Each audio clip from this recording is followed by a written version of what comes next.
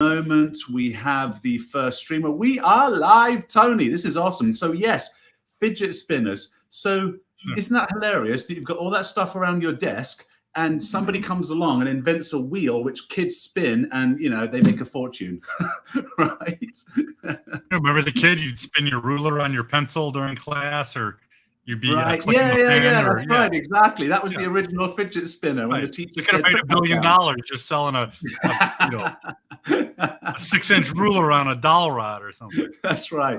It reminds me, Tony, of one of those ridiculous memes that got the internet started, right? Cat videos and pictures of people's food. That's essentially what they got the internet started, or really well used. There was one, it was a meme. There was a picture of a cassette tape and a pencil. And underneath it, the caption said, "The new generation will never understand this." And I thought, that's brilliant, because when I was a kid, there was no rewind button on your cassette recorder. So you had to take the tape out, turn it around, put it in, fast forward it, take it back out, put it back in again to repeat the same song and hope you got it just about right. Do you remember that? Yeah, I even had the fancy one that you held down the fast forward. It would actually try and sense the pause in between the songs and stop automatically. Right. Yeah, exactly. Right, I know. I got that down to a science. And the new generation not understanding cassette tapes, have them like CDs. My 14-year-old daughter, she's already 14, never used a CD in her life or a DVD. It's like, what is this piece of plastic for? I don't get it, Dad. You got a bin of 3,000 CDs just sitting right over here that I don't know what to do with. What she did buy me, though, she bought me some vinyls for Christmas and a vinyl record player. So I've been collecting some old classics, right? I've got some Frank Sinatra. I bought Pink Floyd the other day, Miles Davis. It's really cool. So I'm kind of liking the whole vinyl thing. Being that you're a musician. Well, we were just talking too about, I was talking with some people at work about Apple Music now will do lossless streaming, meaning that they won't condense the bit rate. They have a special codec to make the streaming on Apple Music have no audio loss, so they don't condense it at all. But you have to have Apple, either Apple speakers or an Apple computer or Apple headphones like Beats or AirPods in order to listen to it. But it's supposed to be as close as you can quality, right? Is that what they're going close as you can get to like really good vinyl with the lossless streaming. Right. Yeah. So I'm loving that thing back there. And so, of course, yes, being that you're, and then listen to you, right? Bit rates. That's the engineer in you coming out. Right. But, it's the it's the bass playing that I was so impressed by in that fun little band you put together for Checkpoint. But in actual fact, there's a thread to be had for, well, you tell me, because I'm not a musician. Chopsticks, mate. That's all I can do. Although having said that, there is an instrument I picked up in the last year during the lockdown. But tell me if I've got this right. Music, mathematics, engineering. There's a fit there, isn't there? Absolutely, because it's all patterns at the end of the day. If you really think about it, there's patterns to music, there's patterns to engineering, there's patterns to mathematics. Until you get into the theoretical stuff. I'm not sure there's theoretical music, but it's patterns is really what and the relationship between the patterns. I mean, yes, music is just math at the end of the day. It's the relationship between the mathematical relationship between tonal sounds. I could play 3 random notes on my bass and they will sound terrible. I pick 3 other notes that, sonically fit into a scale or a chord and they sound great together. And it's got nothing to do with, it's the same notes coming out. It's all about the math and the pattern and the relationship between, the tones. Yeah. So they're very much. That's right. And our engineers at head office are doing something similar with, okay, so I'm going to butcher this a little bit and then I want you to make it look amazing. So they're doing something similar with looking to identify patterns in malware and in malware sort of families, right? And so the way it was explained to me is that if you've got the picture of a cat, everybody knows a picture of a cat, right? You got a couple of pointy ears and some whiskers and a nose and a tail and 4 legs and it's fluffy, generally speaking. And so since we know what a cat looks like, if we're seeing a picture come along through the internet, this is a metaphor for the malware, that let's say has the pointy ears, the nose and whiskers, but no body, but 4 paws and a tail, that's probably a cat.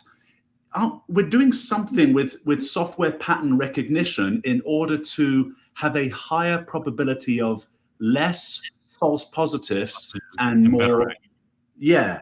So now put that in engineering terms, buddy. What are we actually doing there? And what you're explaining is really the difference between machine learning and neural networks, and that's really the difference. So with machine learning, we'll take the cat example for example.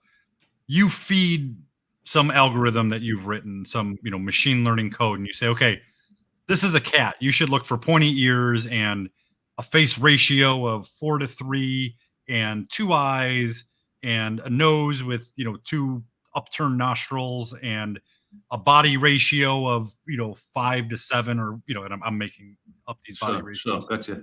And you tell the algorithm this is the kind of stuff you're looking for, and you feed it a bunch of cat photos, and you try and teach it, and then you start feeding it random photos, and hopefully and you say, okay, that's not a cat, that's not a cat, and the algorithm learns. That's the machine learning. Right. What we've moved to, and that was sort of the first generation of using AI or machine learning. And really what we've done and really taken huge steps for over the last couple of years is really change most of our machine learning algorithms into neural networks to be able to say, hey, I'm not going to tell the algorithm what to look for. I am just going to feed the algorithm a gazillion cat pictures, and I'm going to say, you find the pattern programmatically within those cat pictures. You find the relationship of what makes all these pictures alike. And by doing that, and it's not just one single algorithm, it's a bunch of algorithms working together, creating a neural network, just like you have neurons in your brain and in your body, all communicating with each other. And through that sort of evolutionary shift between machine learning to neural networks, we've been able to reduce our false positives by 90% and also increase our security efficiency by 30%. And that's really the big fundamental difference between how we're approaching AI and machine learning. Okay, so first generation, if I've got this right then, first generation was humans telling machines, this is a cat. Look at all these pictures. We've got as many pictures as we possibly can of a cat. Here's the cat. And here's what to look for. Like, look for these characteristics. Okay. That was sort of the first generation. The second generation is, here's a bunch of picture of cats. You, Mr. Algorithm, Computer, Neural Network, you figure out what the commonality. You look for the labels or the traits that make up a cat. I'm just going to feed you cat pictures. And I suspect then, because machines can process more data than humans can, the machines have now overtaken the, let's say, the suggestions humans might have at this is malware, this is a cat. So really, and so we're reducing our false.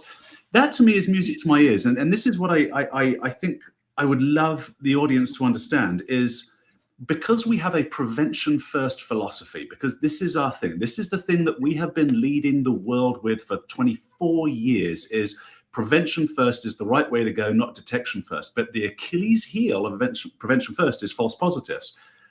Would you agree? That's the main Achilles heel is false positives? From a practitioner standpoint, yes. Yeah, that's right. So that's the big fear, which is why we got the any allow, and why we've got people staying in that kind of detect mode only. So this is hopefully the holy grail that brings everybody to the realization that, look, it's an interesting one, isn't it? It's a philosophy we're discussing. God, I actually love this topic, and I wanted to talk to you about bass playing initially, but we're right into the weeds of it. And you're an engineer. Maybe it's you that's pulling me in. It's just my curiosity. I don't know, but I would imagine that. You're running an organization. If you're going to stop business, it better be because you're getting breached.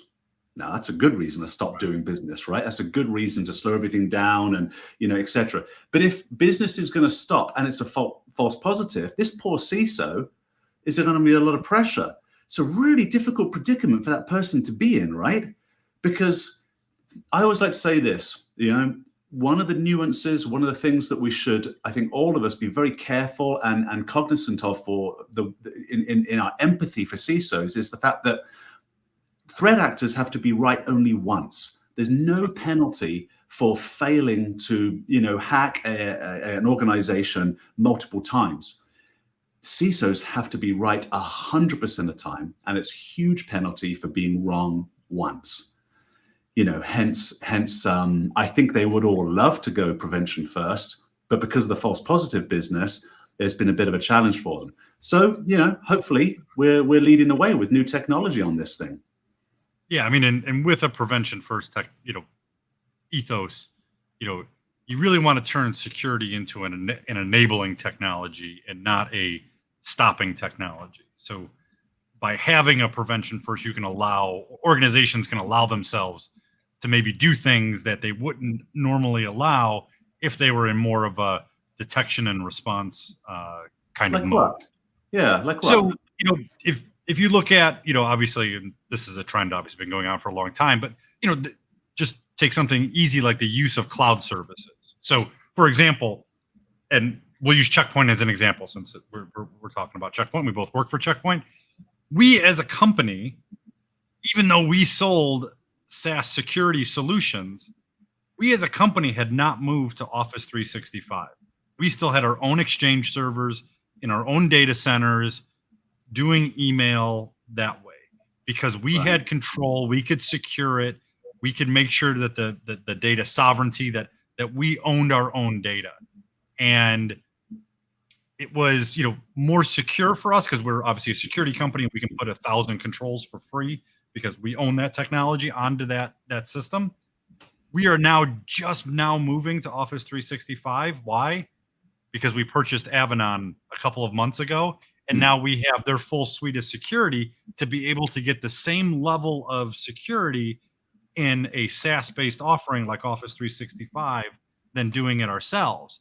And now it enables us to collaborate more because we've always had a hard time of doing all the collaboration that you can get with Office 365, like sharing documents even though we use Teams internally, but really sharing and collaborating on documents and not having to put them, on our internal site, the wiki, for those of you at Checkpoint who are listening, know what I'm talking about. But that's why we're using security as an enablement technology, because now we can have the same level of prevention and the same level of security as having it in-house as we do in Office 365. It is super interesting because it's almost as though, so here we are, November 2021, and now we're moving to Office 365. So people with, let's say, sort of limited experience engaging and talking to Checkpoint and knowing our culture might think, gee, late to the party. Mm-hmm. Yeah, it's an interesting conundrum because it's like, okay, late to the party, prevention first philosophy. It's not that we don't mind false positives. It's just that we have a CEO who happens to be a security guy first, right? So we are tolerant of false positives only when we can remediate them very quickly. And I think that's the message that I really would love customers to understand and partners to understand. It's not if you're going to have a false positive, it's when you have one. How do you remediate immediately so there's the least amount of impact to the business and never experience that same false positive again? So my example is, again, just as you brought up, us as an organization. So we're the 900-pound gorilla in our space. We're uber successful, right? Our CEO is one of the founding fathers of the entire industry in cybersecurity. And yet we are a prevention-first organization who will tolerate false positives. Well, if those false positives were truly impacting our business, we wouldn't be as successful as we are today.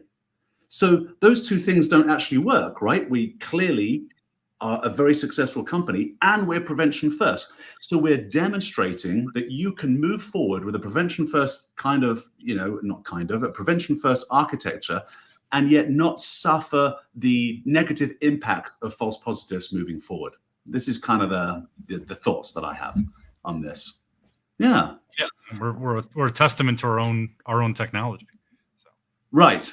And given that we have 6,000 employees, we tend to experiment on ourselves too, which you and I are laughing about. But yeah, exactly. But it provides us. I mean, we're a technology company, so all employees tend to be a little bit more expectant that, we will be more versed in technology. Whereas you think about, let's say, a traditional bank or an insurance company, someone like that, these aren't technologists first. And so that kind of interruption or expectation that you would engage with technology in the way we do would certainly be different. So I get that. That aside, We share all the same pain points as any other enterprise company out there. Yeah.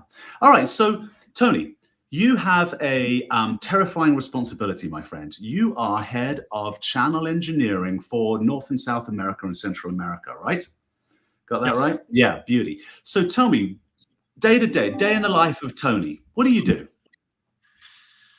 You know, just like everybody's job at Checkpoint, I don't think any 2 days are exactly alike. But I spend a lot of my time, not dealing, but working hand